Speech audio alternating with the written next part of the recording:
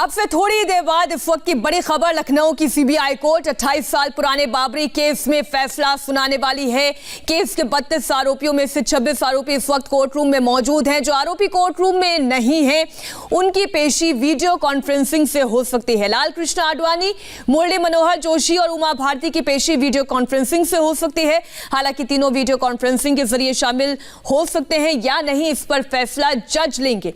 इस वक्त साध्वी रितंबरा, चंपत राय, महंत धर्मदास, रामविलास वेदांती और साक्षी महाराज कोर्ट रूम में मौजूद हैं। और इसके साथ ही रामजी गुप्ता, ओम प्रकाश पांडे, पवन पांडे और अग्रवाल बंधु भी कोर्ट रूम में मौजूद हैं।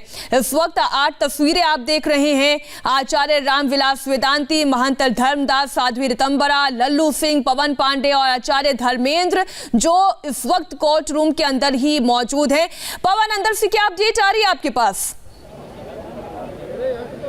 जी, इस वक्त सबको इस बात का इंतजार है कि जज कब कोर्ट रूम में आते हैं। सभी आरोपी अंदर मौजूद हैं। 6 लोग यहां आने में नाकाम रहे हैं। 17 लोगों का देहांत हो गया है। आपको बता दें कि सबको अब इस बात का इंतजार है कि कब कोर्ट रूम में जज साहब आते हैं और फैसला लिखवाना शुरू करते हैं। केंद्रीय एजेंसी सीबीआई ने इस पूरे मामले में 351 गवाहों के बयान दर्ज किए हैं देवेंद्र, और 600 ऐसे दस्तावेज जिसे सबूत के तौर पर आज पेश किया जाएगा। आज हर किसी की निगाह इस बात पर टिकी हुई है, क्या ये आरोपी बरी होंगे या इन्हें सजा सुनाई जाएगी? संभावना क्या नजर आती है आपको? देखिए, जब अदालत का फैसला आना हो तो उस पर संभावनाओं को लेकर बहुत ज़्यादा बातचीत करना ठीक नहीं रहेगा। बस दोनों पक्षों का जो कुछ कहना था, हम सीधे उस बात को रिपोर्ट कर रहे हैं। और लाल कृष्ण आडवाणी की बात कर लें, उमा भारती की बात कर लें, कल्याण सिंह की बात कर लें, मुरली मनोहर जोशी की बात कर लें, या बीजेपी एज ए पार्टी बात कर लें, ये लोग क्या सोच रहे हैं ये हम बता रहे हैं। बाकी क्या कुछ होगा ये तो कोर्ट के फैसला बस थोड़ी देर में ही पता चल पाएगा। लेकिन निश्चित तौर पर बीजेपी के नेता जो दिए, उन्हें ये भरोसा ऐसा हो रहा है कि कोर्ट में उन्होंने अपनी बात ठीक तरीके से लिखी है। जब लाल कृष्ण आडवाणी के बारे में मैंने पहले आपको बताया कि उनकी पेशी से पहले अमित शाह खुद आए थे यहाँ पे 30 पृथ्वीराज रोड, अपने साथ भूपेंद्र यादव और अधिवक्ताओं की एक टीम आई हुई थी, और लाल कृष्ण आडवाणी को बाकायदा ब्रीफ किया गया था कि अदालत में पेशी के दौरान आपसे क्या क्या पूछा जाएगा और किस चीज़ को कैसे आपको रखना है, जो कि हर एक व्यक्ति का ये अधिकार रहता है कि कोर्ट में जाने से पहले वो अपने कानूनी विशेषज्ञों से राय ले ले। और ऐसा किया गया था क्योंकि उस समय लाल कृष्ण आडवाणी खुद पेश नहीं हो सकते थे सशरीर, तो वैसी स्थिति में कोर्ट से अनुमति मांगी गई, वीडियो कॉन्फ्रेंसिंग अनुमति मिल गई। अब आज ये देखना होगा कि क्या कोर्ट आज फिर से कहती है कि वीडियो कॉन्फ्रेंसिंग से लाल कृष्ण आडवाणी, मुरली मनोहर जोशी, उमा भारती, ये सारे लोग जुड़े हैं। बीजेपी नेताओं का ये जरूर कहना है कि उन्होंने कोर्ट में अपनी बात ठीक तरीके से रखी है। अगर फैसला खिलाफ आता है तो जाहिर तौर पे अपील के आगे के सारे रास्ते खुले हुए रहेंगे, उन सारे विकल्पों पे विचार होगा। हालांकि एक कॉन्फिडेंस दिख रहा है, और वो कॉन्फिडेंस ये विकल्प जिनकी बात देवेंद्र आप कर रहे हैं, वो विकल्प क्या क्या है? एक बार थोड़ा दर्शकों को विकल्प भी बता दें आप। और निश्चित तौर पर, क्योंकि लोअर कोर्ट में जैसे ही कोई अगर डिसीजन आपके खिलाफ आता है तो आप हाई कोर्ट में जाते हैं उस फैसले के खिलाफ। हाई कोर्ट के बाद फिर अगर आपको लगता है कि नहीं फैसला मेरे खिलाफ रहा है तो सुप्रीम कोर्ट में जाते हैं। तो ये विकल्प है। तो अभी सीबीआई की विशेष अदालत का ये फैसला है, उसके बाद हाई कोर्ट, सुप्रीम कोर्ट, ये सारे रास्ते खुले रहेंगे और उन्हीं कानूनी विकल्पों को लेकर वो लोग बात कह रहे थे। लेकिन निश्चित तौर पर जैसे कि पहले हम लोग बात कर रहे थे कि राम मंदिर आंदोलन ऐसी चीज़ है जिसने बीजेपी को आगे बढ़ाने में बहुत बड़ी भूमिका अदा की, और उस लिहाज से कोई भी बीजेपी का नेता इस आंदोलन से अपने जुड़ाव को लेकर ज्यादा से ज्यादा दिखाना चाहता है या उस बात पे गर्व करता है। वो अलग चीज है कि विध्वंस मामले में जब क्रिमिनल कॉन्स्पिरेसी की बात होती है तो वहां पे सारे नेता तकरीबन अपना पल्ला झाड़ते हैं। लेकिन निश्चित तौर पे राम मंदिर आंदोलन की बात कर लें तो उस आंदोलन को लेकर अपने बहुत सक्रियता और गर्व के साथ अपना जुड़ाव दिखाता है। बिल्कुल, वो अपना जो गर्व है, गौरव है, they wear their pride on their sleeves, Vijay Lakshmi. और वही जो बॉडी लैंग्वेज साध्वी रितंबरा की भी नजर आती है, आचार्य धर्मेंद्र की भी नजर आती है। आचार्य धर्मेंद्र तो यहां तक कह रहे थे मैं तो आरोपी नंबर 1 हूं और मैंने जो किया वो ठीक किया।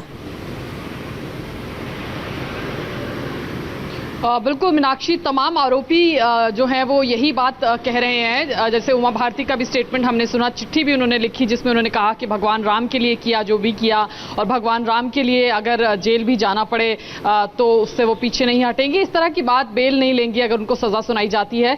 तो तमाम जो आरोपी हैं वो यही कह रहे हैं कि जो भी किया भगवान राम के लिए किया। दूसरी बात वो ये कह रहे हैं कि पूरा मामला राजनीति से प्रेरित था। जिस तरह से हम आज सुबह से चर्चा कर रहे हैं मुरली मनोहर जोशी के घर के बाहर, क्योंकि मैं खड़ी हूँ, रायसीना रोड पर उनका घर है, उनकी तरफ से भी जब जुलाई 2020 में वो डिपोज हुए थे स्पेशल सीबीआई कोर्ट के सामने, 1050 के करीब सवाल उनसे पूछे गए थे और उसमें उन्होंने बार बार यही बात की गई थी कि पॉलिटिकली, राजनीतिक तौर पर प्रेरित ये पूरा मामला है और जो तमाम एविडेंस, न्यूज क्लिपिंग्स, पिक्चर्स उनको जो है वो दिखाए गए थे जो सीबीआई ने सबूत के तौर पर रखे हैं। उन्होंने तमाम न्यूज क्लिपिंग्स को फॉल्स और फैब्रिकेटेड बताया था। तमाम जो सीबीआई के गवाह हैं उनको कहा था कि सभी जो है वो झूठ बोल रहे हैं, सभी का कुछ ना कुछ पॉलिटिकल इन्फ्लुएंस है उनके ऊपर, इसलिए वो इस तरह की गवाही जो है उन्होंने दी है। आज कोर्ट का क्या फैसला आता है इस पर तमाम लोगों की निगाहें रहेंगी। 28 साल लंबा केस रहा, काफी लंबी जिरह इस पूरे मामले में रही और सुप्रीम कोर्ट के साफ तौर पर निर्देश थे कि 31 अगस्त तक सुनवाई पूरी कर ली जानी चाहिए और आज फैसले की घड़ी है, तो देखना होगा कि फैसले में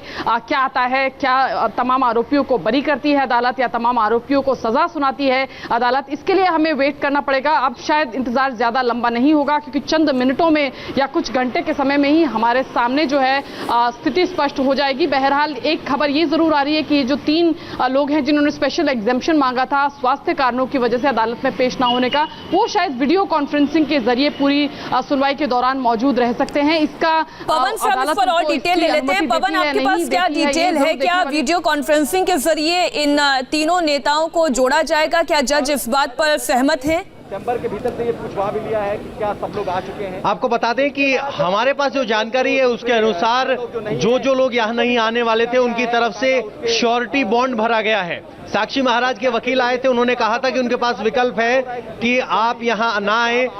कोरोना की वजह से, पेंडेमिक की वजह से कल्याण सिंह और उमा भारती को एग्जाम्पशन मिला है, लेकिन वकीलों की तरफ से दलील दी गई थी कि these are the person of eminence, यानी वो गणमान्य व्यक्ति हैं, ऐसे नहीं है कि भाग जाएंगे, इसलिए श्योरिटी बॉन्ड भरवाए जाने की खबर हमारे पास है। इस बात की खबर हमारे पास नहीं है कि वो वीडियो कॉन्फ्रेंसिंग के जरिए शामिल होंगे। इस तरह की खबर यहाँ फिलहाल ग्राउंड पर नहीं है। फिलहाल कोर्ट परिसर के अंदर क्या चल रहा है? कोर्ट रूम के अंदर इस वक्त क्या चल रहा है? कितनी देर में जज अपना फैसला पढ़ना शुरू करेंगे? जी आपको बताएं, इस वक्त सारी गतिविधि सिर्फ मीडिया कर रहा है, बाकी देखेंगे आप पीछे सन्नाटा है। सभी आरोपी अंदर जा चुके हैं, कोर्ट रूम पूरी तरह से खचाखच भरा हुआ है, वकील और आरोपी सब कोर्ट रूम में मौजूद हैं। अटेंडेंस ली जा चुकी है और पूछा जा रहा है कि सब आ गए हैं कि नहीं आ गए हैं। बाकी अब जज साहब का इंतजार है कि कब आए वो करें। सबकी निगाहें इस तरफ हैं, यहाँ एक पोडियम लगाया गया, वकील आएंगे तो वो बताएंगे कि फैसला क्या रहा, लेकिन उससे पहले फैसले का ऑपरेटिव पार्ट ही पढ़ा जाएगा। आपको बता दें कि एक लंबा मामला है, बड़े ज्यादा आरोपी हैं, हर किसी आरोपी की भूमिका और एविडेंस ये सब जिक्र किया जाएगा वर्डिक्ट जब सुनाया जाएगा। तो आपको बता दें, कंप्लीट वर्डिक्ट की बजाय हो सकता है कि जज सिर्फ ऑपरेटिव पार्ट पढ़ें और सभी को इस आदमी के खिलाफ ये धारा थी, ये सबूत पेश किए गए और ये एक्शन लिया गया, तो शायद ऑपरेटिव पार्ट ही पढ़ा जाएगा क्योंकि डिटेल्ड वर्डिक्ट बहुत लंबा होने वाला है जो कि सैकड़ों पेज का हो सकता है।